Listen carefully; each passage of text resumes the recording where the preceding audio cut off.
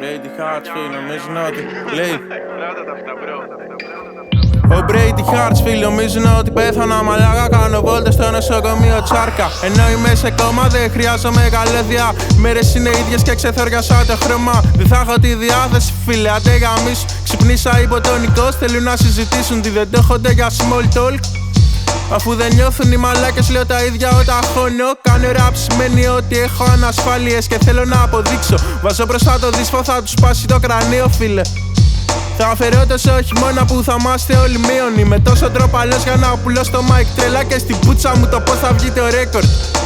Είναι alter ego του alter ego. Σκότωσα τον ίσφο και ραπάρει τώρα ο Δέλτα. Frostbite τους έπεσαν τα δάχτυλα. Γράφουνε αγχολήτικα και ράπερς καταθλίπτικα. Δεν συγκινήθηκα στην αντίληψή μου. Είμαι τόσο αρνητικός που δεν ευχαριστιέμαι τίποτα. Το βλέπω σαν επίτευγμα και θα είναι.